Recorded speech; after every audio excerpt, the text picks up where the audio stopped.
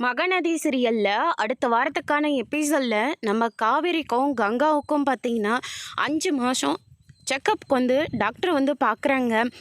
நம்ம விஜய் சொன்னது எல்லாத்தையும் சாரதா வந்து யோசிச்சு பார்க்குறாங்க. டாக்டர் காவேரியை பார்த்து என்ன சொல்ல போகிறாங்கன்னு தெரியல. காவேரியோட குழந்தைக்கு ஒன்றும் ஆகக்கூடாது அப்படின்னு சொல்லிட்டு நம்ம சாரதா இருந்துட்டு காவேரிக்காக சாமிக்கிட்ட வந்து வேண்டிக்கிறாங்க.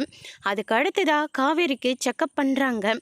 காவேரியோட குழந்தை நல்லபடியாக இருக்குது, ரொம்ப ஹெல்த்தாகவும் இருக்குது அப்படின்ற மாதிரி வந்து சொல்கிறாங்க. சரி, கங்காவோட குழந்தைய வந்து கேட்குறாங்க. கங்கா இருந்துட்டு டாக்டர்கிட்ட சொந்தத்தில் கல்யாணம் பண்ணால் குழந்தைக்கு வந்து பாதிப்புன்னு சொல்கிறாங்க, என் குழந்தை நல்லபடியாக தானே இருக்குது அப்படின்ற மாதிரி கங்கா வந்து கேட்கவும், இங்கே பாருமா, இது குழந்தையோட கை கால் அப்படின்னு சொல்லிட்டு ஒவ்வொரு உறுப்பையும் கங்காவுக்கு வந்து காட்டுறாங்க. அதை பார்த்து கங்கா ரொம்பவே சந்தோஷப்படுறாங்க. அதுக்கு அடுத்ததாக நம்ம சாரதா இருந்துட்டு கோயிலில் வந்து அங்க பிரதேசம் இந்த மாதிரி நிறைய விஷயங்கள்லாம் பண்ணிகிட்ருக்காங்க.